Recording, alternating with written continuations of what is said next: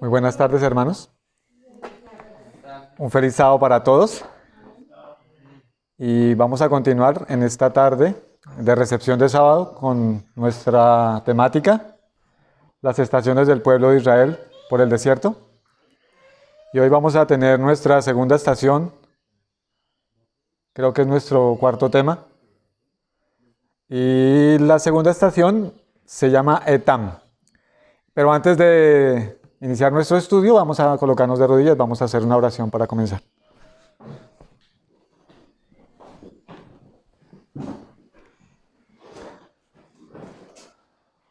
Amado Dios y Padre, quiero agradecerte, Señor, por este lindo día que nos has regalado, por la semana que nos permitiste realizar todas nuestras labores. Y Padre, queremos seguir caminando contigo, con tu palabra, en este hermoso estudio de las estaciones del pueblo de Israel. Queremos aprender esas lecciones, Señor, que tú quieres que estudiemos con corazón humilde, para no repetir esos errores, Señor, y para que nuestra mirada se pueda fijar en la nube, en la columna de nube, en la columna de fuego, y que podamos esperar cada paso que tú quieras que demos en nuestra experiencia, Señor, y avanzar hasta el final encuentro contigo, Señor, cuando podamos entrar en la Canaán celestial. Quiero implorarte que tu Santo Espíritu me dirija en esta hora, en el estudio de tu palabra, que dirija mis labios, mi mente, que seas tú hablando y que estas lecciones puedan ser atesoradas en cada corazón. En tus manos nos colocamos en el nombre de Jesús. Amén.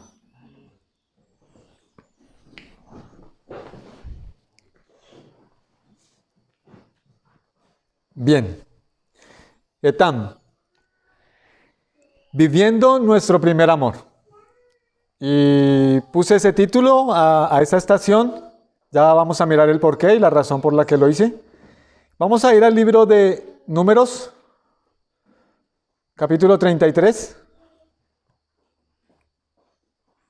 Números, capítulo 33, versículo 6. Salieron de Sucot y acamparon en Etán, que está al confín del desierto. Bueno, tenemos que tratar de hacer un resumen rápido. ¿Dónde se encontraba el pueblo cuando Dios los sacaba de la esclavitud? En Egipto, específicamente en Ramsés, ya vamos a mirar. Y la provisión que se hizo para sacar al pueblo de Egipto, y hablamos de que Egipto o Ramsés significa el mundo de donde Dios nos sacó, la provisión que se hizo fue la Pascua.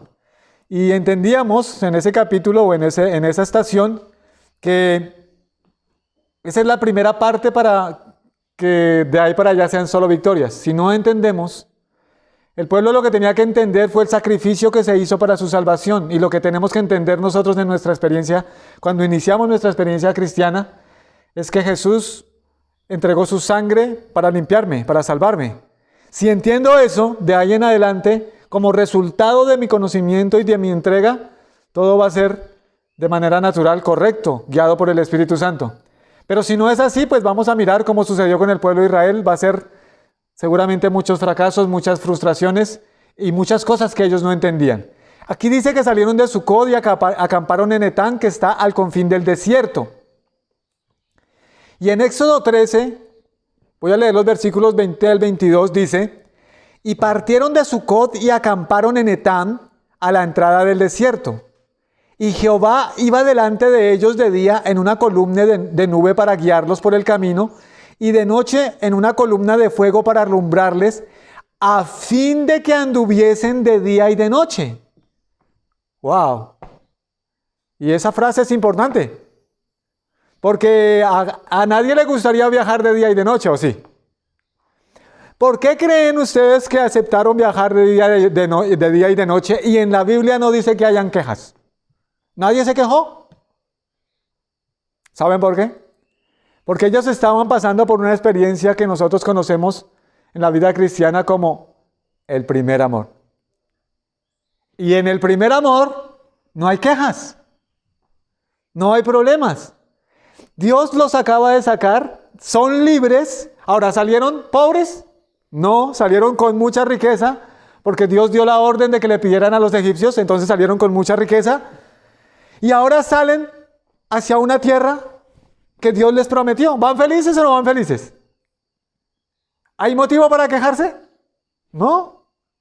Eso es lo que la Biblia llama el primer Amor. Hay una de las iglesias en Apocalipsis a la que Dios le dice, pero tengo contra ti que has dejado tu primer amor. ¿A cuál iglesia fue esa? A Éfeso, ¿cierto? Y precisamente fue la iglesia apostólica la que fue educada y guiada por los apóstoles que estuvieron con Jesús. Y en algún momento de su experiencia se apartaron de ese primer amor. ¿Y por qué les digo que es importante? Aquí están viajando de día y de noche. Y aparte de eso están viendo la columna que los guía. De día no hay sol, de noche no hace frío y tenemos luz para avanzar. Entonces aparentemente todo está bien. Sacamos buenas provisiones, sacaron buena comida, ¿sí? Llevaban agua para el camino. Entonces cuando todo está bien, pues no hay de qué quejarnos. Bueno, vamos a mirar específicamente qué significa Etam. Yo encontré 3 significados. El primero lo encuentro en el Diccionario Bíblico Adventista y que significa límite marino. Y precisamente ese es el significado más amplio y profundo y el que más vamos a tocar. Límite marino. O sea, Dios saca al pueblo de Egipto y lo lleva al límite para mostrarle con claridad los límites de la tierra que acaban de abandonar y a la tierra que van a llegar. ¿Sí? Algo similar. Y eso tiene que ver con lo que el Señor hace cuando nosotros lo conocemos a Él. Él nos empieza a mostrar cuáles son los límites. ¿Cómo debemos llevar nuestra vida cristiana? ¿Hasta dónde debemos ir? ¿Hasta dónde debemos llegar? ¿Qué espera de nosotros? ¿Qué debemos abandonar? ¿A qué no tenemos que acercarnos? El Señor quiere educarnos de esa manera. El segundo lo encuentro en el Comentario Bíblico Adventista. Dice que la palabra Etán es una transliteración egipcio del Ketén, que significa fortaleza. Y bueno, tiene que ver con la seguridad de que Dios está guiando, de que estamos en paz con Él, de que estamos siguiendo sus pisadas, lo que Él nos está pidiendo que caminemos. Y una tercera es la transliteración egipcia. La palabra Etam es la transliteración egipcia de la palabra Edom. Sabemos qué significa Edom, ¿cierto? Edom es rojo o es el nombre que se le da a Esaú. Bueno, en base a esos 3 vamos a estudiar lo que significa o lo que significó para el pueblo acampar en Etán. Yo personalmente creo que Etán no es un lugar como tal específico, porque aquí más adelante nos vamos a encontrar cuando pasan el Mar Rojo que entran al desierto de Etán. Entonces yo creo que ese Etán es más bien el inicio de ese desierto. Y ya vamos a hablar un poco de esto. Aquí hay un mapa y ustedes pueden ver acá en la parte de abajo, ahí está la flecha señalando, ¿sí? ¿O no hay flecha ahí? Bueno, ven Egipto, ¿verdad? En la parte inferior izquierda. Ahí está Egipto. Y ahí hay algo que se llama el Mar Rojo. Eso es el Golfo de Acaba. Y ahí hay algo pequeñito que forma como una montaña al revés, que es la península del Sinaí. Yo coloqué ese mapa así para que ustedes se den cuenta que lo que vamos a mirar ahorita es algo muy pequeñito, sino que aquí viéndolo en el mapa del continente, ese pedacito se ve pequeño. Ahora lo vamos a ampliar acá, mira, aquí está. ¿Sí me? Vamos a volver. Ese pedacito, la península del Sinaí, es este mismo. Ahora, esas flechas como aparecen, es el posible recorrido del pueblo de Israel. Desde que salieron de Ramsés, pasaron a Sucot y fueron a Etán. Yo discrepo de eso porque la hermana White dice que Dios los guió hacia el sur, para que no pasaran por la tierra de los filisteos. Entonces yo creo que ellos pasaron hacia abajo. Sin embargo, la tradición dice que todo el recorrido del pueblo de Israel antes de cruzar el Mar Rojo está ahí en esa península. Y de hecho la tradición dice que el monte Sinaí está en la península del Sinaí. Pero Pablo dice que el monte Sinaí está ¿en dónde? En Arabia. Entonces, creo que el paso del Mar Rojo está correcto, creo que Sucot puede estar correcto, pero creo que Etán va hacia abajo, ¿sí? Porque lo que Dios hizo fue no llevarlos por la línea directa, sino que Él dio un rodeo para no pasarlo por Filistea. Entonces, ese es el lugar, miren, más o menos, Ramsés. Y cuando ustedes miran una foto satelital de Ramsés, esa zona es muy desértica, Ramsés es muy verde. ¿Qué quiere decir eso? Que realmente era la mejor parte de Egipto, la parte más con un clima más tropical, más verde, ¿sí? Más pastos, más cultivos. Y aquí vamos a mirar Etam, ¿sí? Puede ser que sea más abajo, bueno, eso no, solo quería mostrarles el mapa. Y hay algo que Dios tenía claro. ¿Y cuál era el propósito con el cual Él sacaba a ese pueblo de Egipto? Vamos a leer dos citas. Una está en el Antiguo Testamento, la otra la encontramos en el Nuevo Testamento. Dice, Éxodo 19:5. Ahora pues, si dieres oído a mi voz y guardares mi pacto, vosotros seréis mi especial tesoro sobre todos los pueblos, porque mía es toda la tierra. Y vosotros me seréis un reino de sacerdotes y gente santa. Estas son las palabras que dirás a los hijos de Israel. ¿Sí? Dios tenía un plan. Dios quería sacar a ese pueblo de Egipto, quería colocarlos en un lugar estratégico, ¿sí? Porque ese lugar donde es la tierra prometida, donde es lo que nosotros conocemos como donde está Jerusalén y esas ciudades sagradas donde Jesús estuvo, ese es un paso obligado para unir dos continentes. Como en ese tiempo no había aviones, ni tampoco había carros, lo máximo que se podía andar era a caballo. Entonces, se hacían muchas caravanas. Y para ir del continente africano y pasar al continente asiático, tenían que pasar necesariamente por ese lugar. Ese lugar, y voy a mostrarlo acá, la parte de la península del Sinaí, y ahí arriba, a mano derecha, lo que sigue ahí, viene a ser la tierra gloriosa, pero más hacia arriba, más hacia el norte. Entonces Dios tenía un propósito, ¿sí? Santificar a un pueblo, apartarlo, para que Él le anunciara al mundo las buenas nuevas de un Salvador que iba a venir para salvar a toda la raza humana. Porque recuerden, y es algo que quiero dejar bien claro, que la salvación no era solo para los judíos. Ellos simplemente eran un instrumento para anunciar la salvación ¿a qué? A otros pueblos, ¿sí? Y en 1 de Pedro 2:9 dice, mas vosotros sois linaje escogido, real sacerdocio, nación santa, pueblo adquirido por Dios para que anunciéis las virtudes de aquel que os llamó de las tinieblas a su luz admirable. Entonces, antes de que Dios llevara al pueblo a la tierra prometida, tenía que educarlo. ¿Por qué? Porque ese pueblo que estaba en la esclavitud de Egipto todavía no estaba preparado para anunciar ese evangelio. Lo podrían anunciar, pero sus vidas y sus caracteres estaban en una contraposición total de lo que ese evangelio manifestaba. Entonces el Señor tenía que educar a ese pueblo, tenía que mostrarle esa luz admirable y ese pueblo tenía que ser cambiado, transformado de manera personal. Las vidas de estas personas, de estos israelitas, tenían que ser transformadas para que llegasen a ser esa luz que el mundo necesitaba en ese momento de oscuridad. Ahora, Dios se había mostrado como un Dios todopoderoso, un Dios misericordioso. Cuando ellos comieron la Pascua, nosotros estudiamos que la Pascua significa pasar por alto. ¿Qué fue lo que pasó por alto Dios con el pueblo de Israel? ¿Ustedes creen que el pueblo de Israel merecía ser sacado? ¿Ellos hicieron méritos para salir? No, eso se llama gracia, eso es un regalo divino. Y ellos fueron preservados de la muerte de los primogénitos en la última plaga, no porque fueran mejores que los egipcios, sino porque ellos se acogieron a las medidas de Dios. ¿Me hago entender? Ellos sacrificaron el cordero, comieron el cordero asado con todas las indicaciones y la sangre de ese cordero fue untada en los dinteles de sus puertas. Cuando el ángel destructor pasó por Egipto, el ángel no estaba mirando quién era bueno y quién era malo. ¿Quién merecía la muerte? ¿Quién no merecía? ¿En qué familia merecía que muriera el primogénito o en qué familia no? No. Si hubiese sido así, hubiese habido muerte en todas las casas, incluida la de los egipcios. ¿Qué era lo que hacía la diferencia? La sangre en la puerta. ¿Y qué es lo que significa la sangre en la puerta? La sangre en la puerta significa la aceptación de los méritos de Cristo. A pesar de que somos pecadores, a pesar de que somos culpables y merecemos la muerte, nosotros nos acogemos al sacrificio que se hizo para nuestra salvación. Aceptamos esa sangre preciosa. Por eso el ángel pasó por alto las casas de los judíos. Entonces ellos necesitan un cambio. Ahora, en Deuteronomio capítulo 4, versículos 5 al 8, nos vamos a dar cuenta que Dios le dio al pueblo estatutos. Una vez los saca, Él empieza a instruirlos, a enseñarlos, a educarlos. ¿Para qué? Con un solo propósito. Miren lo que dice.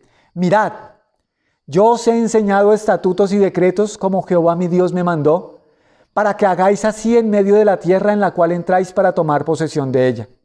Guardadlos pues y ponerlos por obra, porque esta es vuestra sabiduría y vuestra inteligencia ante los ojos de los pueblos, los cuales oirán todos estos estatutos y dirán: ciertamente pueblo sabio y entendido, nación grande es esta. Porque, ¿qué nación grande hay que tenga dioses tan cercanos a ellos como lo está Jehová nuestro Dios en todo cuanto le pedimos? ¿Y qué nación grande hay que tenga estatutos y juicios justos como lo es toda esta ley que pongo yo hoy delante de vosotros? Entonces démonos cuenta, Dios los sacó, Dios los instruyó, Dios les enseñó, pero Dios estaba siempre atento y presto a todas sus necesidades. De hecho, salieron de Egipto porque eran muy buenos en la guerra, ¿cierto? Porque salieron y pelearon con los egipcios y se subyugaron. No, Israel no tenía ninguna opción. Estaban viviendo como esclavos en medio de la nación más poderosa del mundo en ese momento. No hubieran tenido ningún chance si se hubieran rebelado contra los egipcios. Pero por gracia Dios los saca. ¿Cómo? Con mano poderosa. 10 prodigios, 10 milagros o 10 plagas, como lo queramos llamar, tuvo que hacer Dios para que finalmente el faraón egipcio dejara salir al pueblo de Israel. Lo dejara libre para ir a adorar a su Dios en el desierto. Entonces, Dios empieza a dar estatutos, Dios empieza a dar leyes, Dios empieza a mostrar. Y lo que está tratando de hacer Dios es colocar límites, mostrarnos el camino, ¿sí? Y hacernos un pueblo separado. ¿Separado de qué? Del mundo. Entonces, todo lo que nosotros vivíamos en el mundo, de la manera en que vivíamos, escúchenme bien, hermanos, como comíamos, como nos vestíamos, como nos educábamos, pertenecía a Egipto. Y ahora Dios quiere que cambiemos nuestro pensamiento y Él quiere educarnos de manera personal, Él quiere ser nuestro maestro. Y eso era lo que quería hacer Dios en ese momento con el pueblo de Israel, educarlos. Ahora, vamos a mirar algunas citas de la hermana White. Mente, carácter y personalidad, tomo 2, página 201.3, dice: la Iglesia Adventista del Séptimo Día necesita una obra de reforma profunda y cabal. No se debe permitir que el mundo corrompa los principios del pueblo que guarda los mandamientos de Dios. Los creyentes deben ejercer una influencia que dé testimonio del poder de los principios celestiales. Quienes se unen a la iglesia deben dar evidencia de un cambio de principios. A menos que esto se haga, a menos que se preserve cuidadosamente la línea de demarcación entre la iglesia y el mundo, el resultado será la asimilación de éste. Entonces, tan es el límite de la civilización y el desierto. Ahora quiero decir algo que quizá lo vamos a decir más adelante en otra estación. Cuando hablamos de desierto en la Biblia, si hacemos un estudio profundo, desierto significa salir a vivir al campo. Cuando ustedes estudien el desierto en la Biblia o las montañas en la Biblia, se van a dar cuenta que vivir en las montañas o vivir en el desierto es una invitación a salir, salir de las ciudades que creó Satanás para que la gente se aglomerara. Eso es el desierto. Ahora, voy a poner un ejemplo rápidamente. Hay 2 profetas que marcan en un estudio profético y escatológico para el tiempo del fin cómo va a vivir el pueblo de Dios en el último tiempo. Entonces nosotros sabemos que hay un primer Elías, sabemos que hay un segundo Elías, ahorita voy a hablar un poquito de él, y sabemos que va a haber un tercer Elías. ¿Estamos de acuerdo como iglesia en eso? Eso lo estudiamos, nuestros estudiosos lo comprenden, nosotros lo tenemos. El primer Elías, Elías Tisbita, ¿dónde vivía? ¿Se acuerdan ustedes? En las montañas de Galaad. Elías Tisbita vivía en las montañas. Y de las montañas de Galaad sale un bálsamo para traer sanidad al pueblo. Ese es el primer profeta, el primer Elías. Ahora, ¿dónde vivía el segundo Elías? Primero, ¿quién era el segundo Elías? Juan el Bautista. ¿Y cómo corroboramos esto? Pues palabras de Jesús, ¿cierto?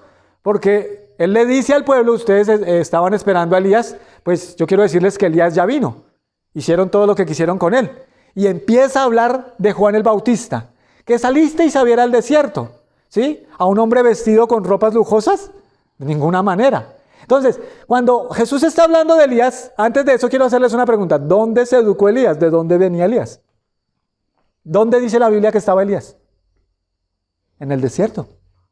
Él no se educó en las montañas, él fue educado en el desierto. ¿Sí? Entonces, cuando nosotros miramos, cuando Dios llama a Abraham, creo que lo voy a tocar ahora. Cuando Dios llama a Abraham, ¿dónde vivía Abraham? En las montañas. No, perdón, Abraham vivía en Ur de los Caldeos, en una ciudad. Esa era la capital de Babilonia. ¿Y a dónde lo lleva Dios? A las montañas. Él estaba viviendo en las montañas. Vivía en tiendas. Una vida en el campo. Pero eso lo vamos a tocar más adelante. Pero lo que Dios está diciendo en esta cita es que debe haber una obra de reforma cabal, que una persona que se quiere unir a la iglesia tiene que cambiar sus principios y que eso se tiene que especificar. ¿Ustedes creen que eso se hace hoy en día? Estamos analizando si los que quieren entrar a la iglesia realmente han cambiado su vida, realmente entienden lo que significa el sacrificio de Cristo y lo que Dios pide de cada uno de nosotros. El examen necesita ser más meticuloso. Dice, los principios celestiales que distinguen a los que son uno con Cristo de los que son uno con el mundo ya casi no se pueden distinguir.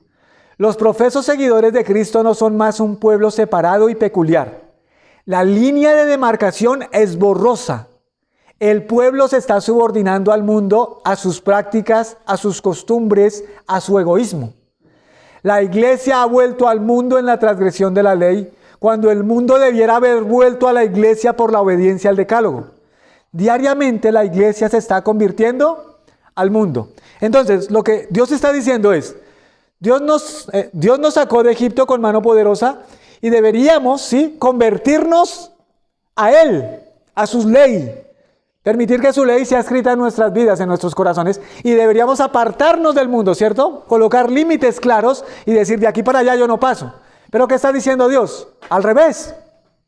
Ahora, lo que está sucediendo es que la iglesia ha vuelto al mundo. En vez de que el mundo, por nuestro ejemplo, llegase a la iglesia se está convirtiendo al mundo. Y las prácticas que nosotros tenemos hoy en día como iglesia son prácticas del mundo. Vivimos como el mundo, pero nos llamamos cristianos, adventistas del séptimo día. ¿Sí? Vamos a mirar una cita más. La independencia moral estará completamente en su lugar cuando se opone al mundo. Al conformarse enteramente a la voluntad de Dios, estaremos en terreno ventajoso y veremos la necesidad de separarnos de las costumbres y prácticas del mundo. No hemos de elevar nuestra norma solo un poquito por encima de la del mundo, sino que hemos de establecer definidamente clara la línea de demarcación. A ver, en la primera visión la hermana White dice que mira hacia la tierra para buscar al pueblo adventista. Y ella se pone pálida porque dice, no veo al pueblo adventista. Pero el ángel le dice, mira más arriba. Y entonces ella mira un poco más arriba del mundo y ¿qué ve? A un pueblo caminando por un sendero, ¿cierto? ¿Qué implica esto? Que ese pueblo no se ha conformado a las costumbres del mundo, no camina con el mundo, sino que está por encima de las normas y los lineamientos del mundo. ¿Quería eso Dios del pueblo de Israel? ¿Para qué lo sacó de Egipto? Entonces Jesús dijo en Juan 17, no te pido que los quites del mundo. Y él dice, no son del mundo. Y bueno, en alguna oportunidad algún hermano en la iglesia me dijo, ¿cómo así que no son del mundo? Somos del mundo. Pero Jesús dijo que no somos del mundo. Eso es lo que él dice. Estamos en este planeta Tierra, pero nuestros pensamientos, nuestros ideales, nuestros conceptos, nuestra educación no es de este mundo. Debiera ser así. Somos un pueblo diferente. Me encanta como lo dice el profesor Walter Bay. Walter Bay dice que cuando nosotros vivamos como Dios quiere que vivamos, nos van a mirar y van a decir, estos son raros. Deberían mirarnos, gente rara. Pero en realidad no somos muy raros hoy en día. Somos muy parecidos al mundo en sus costumbres y en sus prácticas.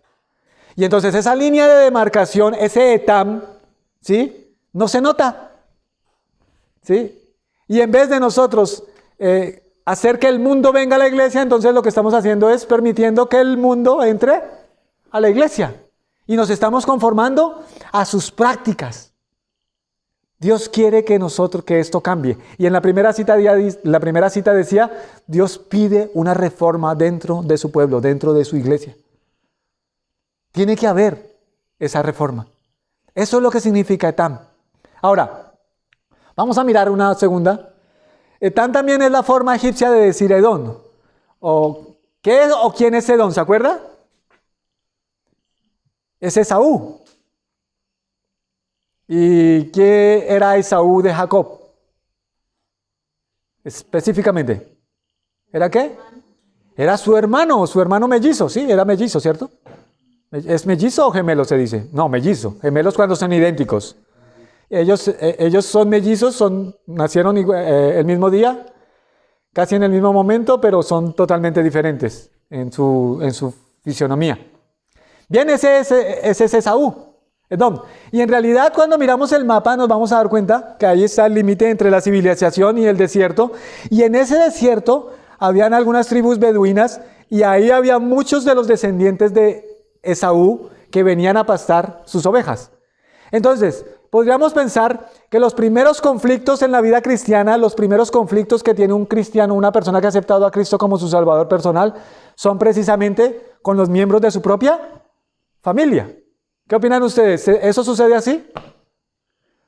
Cuando alguien en su familia, en el conflicto de los siglos hay una historia que a mí me llama mucho la atención del profesor Joseph Wolf, y dice que el profesor Joseph Wolf era de descendencia judía, su familia toda era judía, pero cuando él estaba pequeñito, estamos hablando de 1800 algo, cuando él estaba pequeñito, entonces él podía ver que la religión de su familia no era muy atrayente, todo lo contrario, eran como muy déspotas, como no muy amigables con las demás personas, y entonces él empieza a hacerse preguntas, y le hace preguntas a su papá, porque el papá le hablaba de Jesús, pero nosotros sabemos que los judíos aceptaban a Cristo solamente como un profeta, no más.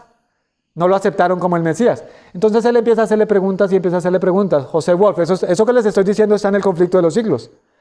Y entonces él le pregunta a su papá, ¿y ese hombre, ese profeta, ese carpintero de Nazaret, no podría haber sido el Mesías?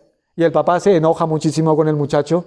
Y entonces el muchacho sale y por allá se encuentra a un viejito y le dice, a un viejito que era cristiano, y le dice, nosotros estamos esperando al Mesías.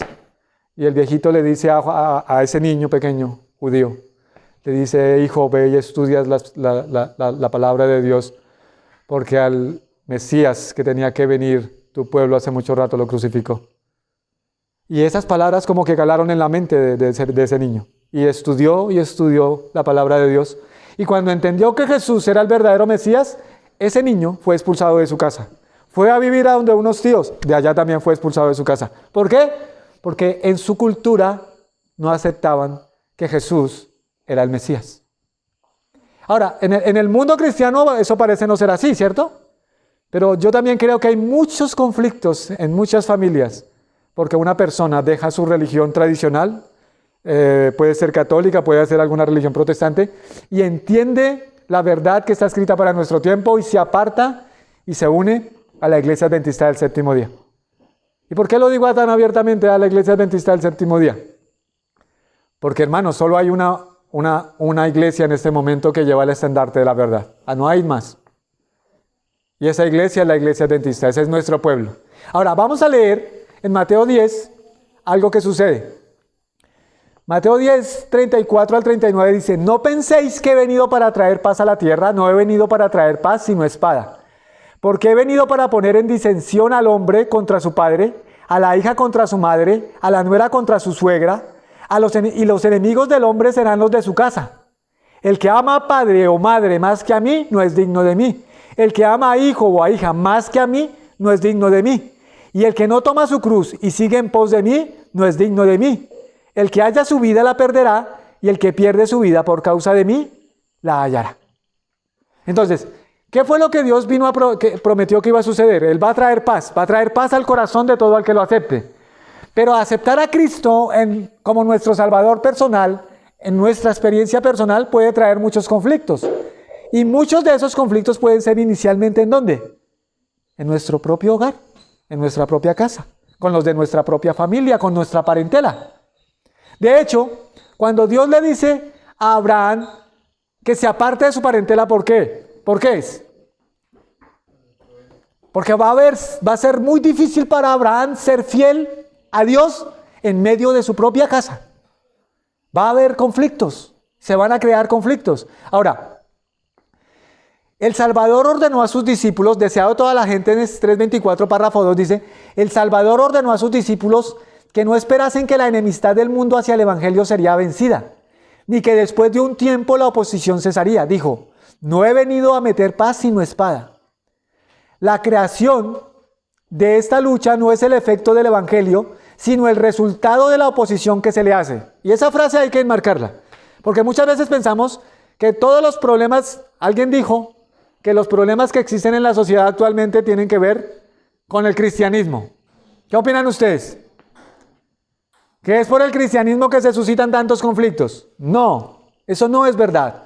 El Evangelio de Cristo debe traer paz al corazón. Solo que cuando el Evangelio de Cristo se predica, se suscita ¿qué? Oposición. Y esa oposición sí es la que trae resultados desastrosos. Por ejemplo, un ejemplo rápido, vuelvo al conflicto de los siglos. ¿La reforma protestante, el Evangelio puro y sin mancha fue llevado a Francia? ¿Sí o no? ¿Hubo reformadores franceses que trataron de llevar el Evangelio a Francia? Sí. Calvino, Farel, ellos trataron de llevar. Francia como nación rechazó el Evangelio. Ahora, ¿cuál fue el resultado? Revolución Francesa, con todos sus horrores. Pero cuando vamos a las anales de la historia, nos vamos a dar cuenta que los grandes hombres, los grandes pensadores dicen que lo que causó la Revolución Francesa fue el Evangelio de Cristo. La Biblia, y por eso la quemaron en la plaza. Pero lo que realmente causó esa revolución y todos sus horrores y todos sus desastres y todas esas matanzas fue la oposición al Evangelio. Porque ellos rechazaron el Evangelio.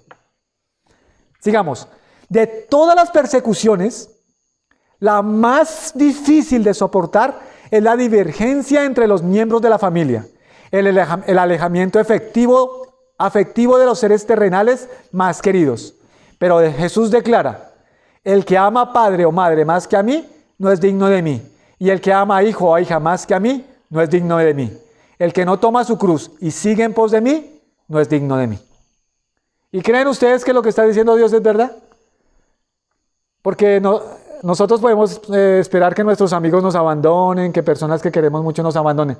Pero cuando la oposición viene de nuestros seres queridos, las personas más cercanas a nuestro círculo familiar, cuando se dicen palabras como dejas de ser mi hijo, o te voy a desheredar, o nunca más vas a formar parte de esa familia, o eres un traidor. Eso sucede hoy en día. Eso es Etam. Son las primeras luchas, y esas primeras luchas son con personas a las cuales amamos con todo nuestro corazón. En este caso, pues era Edom o Esaú. Todos estos rechazan el llamado del Salvador porque temen la división en el círculo de la familia. Suponen que al rehusar obedecer a Dios aseguran la paz y la prosperidad del hogar, pero esto es un engaño. Aquellos que siembran egoísmo segarán egoísmo. Al rechazar el amor de Cristo rechazan lo único que puede impartir pureza y firmeza al amor humano.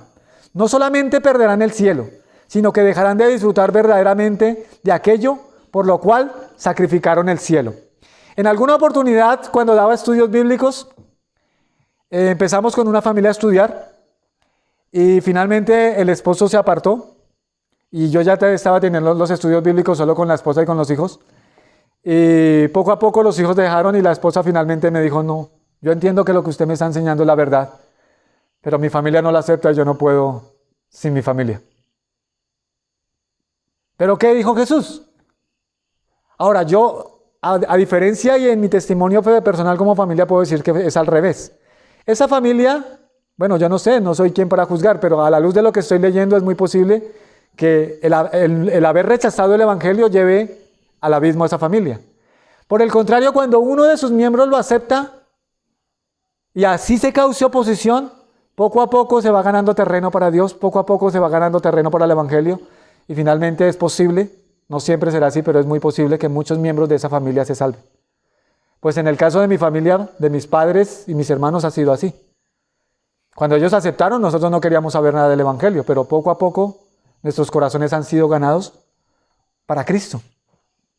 Bueno, en Génesis 12:1, lo que les había dicho, como Dios llama a Abraham, dice, pero Jehová había dicho a Abraham, vete de tu tierra y de tu parentela y de la casa de tu padre a la tierra que te mostraré. Y haré de ti una nación grande y te bendeciré y engrandeceré tu nombre y serás bendición. Bendeciré a los que te bendijeren y a los que te maldijeren maldeciré, y serán benditas en ti todas las familias de la tierra.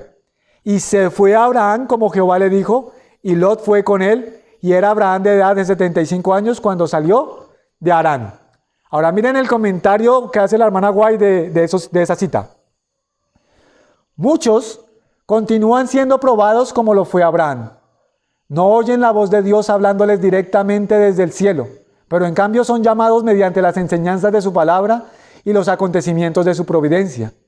Se les puede pedir que abandonen una carrera que promete riquezas y honores, que dejen afables y provechosas amistades y que se separen de sus parientes para entrar en lo que parece ser únicamente un sendero de abnegación, trabajos y sacrificio. Dios tiene un trabajo para ellos, pero una vida fácil y la influencia de las amistades y los parientes impediría el desarrollo de los rasgos esenciales para su realización. Los llama para que se aparten de las influencias y auxilios humanos y les hace sentir la necesidad de su ayuda y de depender solamente de Dios para que Él mismo pueda revelárseles. ¿Quién está listo para renunciar a los planes que ha abrigado y a las relaciones familiares tan pronto como lo llame la providencia? ¿Quién aceptará nuevas obligaciones y entrará en campos inexplorados para hacer la obra de Dios con buena voluntad y firmeza y contar sus pérdidas como ganancia por amor a Cristo? El que haga esto tiene la fe de Abraham y compartirá con él el más excelente y eterno peso de gloria, con el cual no se pueden comparar las aflicciones del tiempo presente. Ahora, quiero finalizar con este pensamiento. Jesús también tuvo su Etam. Jesús, cuando estuvo en esta tierra, pasó por esa experiencia de ser rechazado por los miembros de su familia. Dice, en edad muy temprana Jesús había empezado a obrar por su cuenta en la formación de su carácter, y ni siquiera el respeto y el amor por sus padres podían apartarlo de la obediencia a la palabra de Dios. La declaración, escrito está, constituía su razón por todo acto que difería de las costumbres familiares. Pero la influencia de los rabinos le amargaba la vida. Aún en su juventud tuvo que aprender la dura lección del silencio y la paciente tolerancia.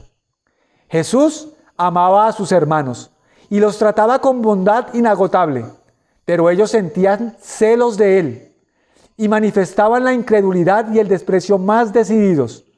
No podían comprender el misterio de su misión mejor de lo que los amigos de Job podían comprender su humillación y sufrimiento. Entonces, ¿también tuvo oposición en casa? ¿Tenía problemas con sus propios familiares? ¿Qué apoyo? Y esta cita a mí me impresiona. Dice, ¿qué apoyo habría encontrado Jesús en sus parientes terrenales si hubiesen creído en Él como el enviado del cielo y hubiesen cooperado con Él en hacer la obra de Dios? Su incredulidad echó una sombra sobre la vida terrenal de Jesús. Era parte de la amargura de la copa de desgracia que Él bebió por nosotros. Eso es Etam. Entonces, ¿qué dijimos que es Etam? Etam es el límite entre lo que es la civilización, el mundo, su pensamiento, su filosofía y su cultura, y lo que Dios quiere que de aquí en adelante para nosotros. Y Él nos lleva hasta el límite y nos muestra hasta allá. Quiero que avances hasta alturas gloriosas. Si eres fiel, yo te haré cabalgar sobre las alturas de los cielos. Pero Él quiere que abandonemos Egipto. Y el problema con nosotros es que cuando colocamos los límites, nos gusta andar mirando los límites. La vida del cristiano no se puede pasar en eso. ¿Hasta dónde puedo alcanzar? ¿Hasta dónde puedo ponerme la falda? ¿Qué puedo comer, qué no puedo comer de las carnes que se nos están dando hoy? Eso es andar pegado a los límites. Y cuando andamos pegados a los límites, en algún momento vamos a saltar la barda. La vida de un cristiano que ama a Jesús realmente es una vida que alcanza alturas a las cuales hemos sido llamados, hermanos, a grandes alturas. Porque no estamos mirando cuál es la norma más baja, sino cuál es la altura a la cual puedo alcanzar. Ahora, en términos generales quiero decirles, hay una norma para cada uno de nosotros. El carácter de Jesús. Su amor, su bondad, su paciencia, su misericordia. Hermanos, escúchenme, su obediencia. Esa es la norma para cada uno de nosotros. Y Jesús no estuvo nunca rodeando los límites. Él siempre estuvo tratando de ensalzar el nombre de Dios en lo más alto. Eso es lo que Él quiere. Pero Etán también es una fortaleza. ¿Por qué es una fortaleza? Porque en Etán podían ver la mano de Dios guiándolo, podían ver la nube, la columna de fuego, y caminaban de día y de noche. Y cuando el amor está fluyendo del corazón, ese amor divino está fluyendo en el corazón del ser humano hacia Dios y hacia sus semejantes, eso viene a ser una fortaleza. Y si nos mantuviésemos así, nuestra vida cristiana sería victoriosa siempre.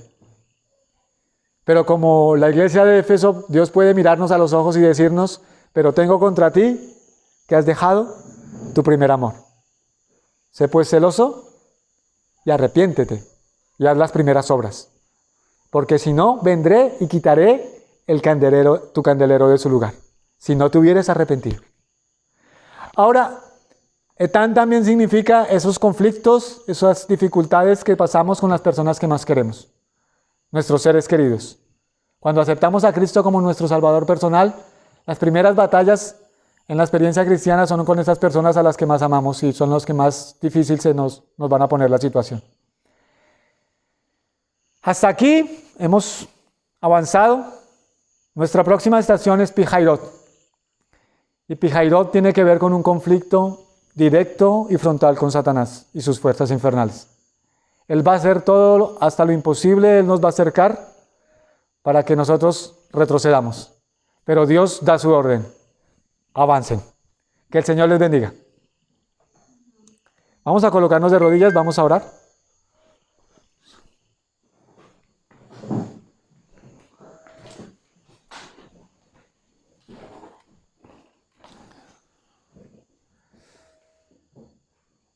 Amoroso Señor y Dios, tú has dejado el camino claramente, tus huellas las podemos ver, son visibles para nuestros ojos aún finitos, Señor. Tú nos muestras el camino con claridad y es tu deseo que nosotros, Señor, no erremos y que nuestra mirada esté fija en ti, Señor, que eres nuestro guía y nuestro protector. Iniciamos este sábado, Señor, con el deseo de estar en comunión contigo, de entregar nuestros corazones y nuestras vidas a ti y que tú puedas formar, Señor, en cada uno de nosotros ese carácter precioso de tu Hijo amado. Que la paz, el amor y la bondad que caracterizaron la vida de Jesús en esta tierra, en su caminar en esta tierra, Señor, también puedan reflejarse en nuestras experiencias y en nuestras vidas, para llegar a ser luz para todos los que están en tinieblas. Acompáñanos, dirígenos, quédate con nosotros. Te lo agradecemos en los méritos de nuestro Señor Jesús. Amén.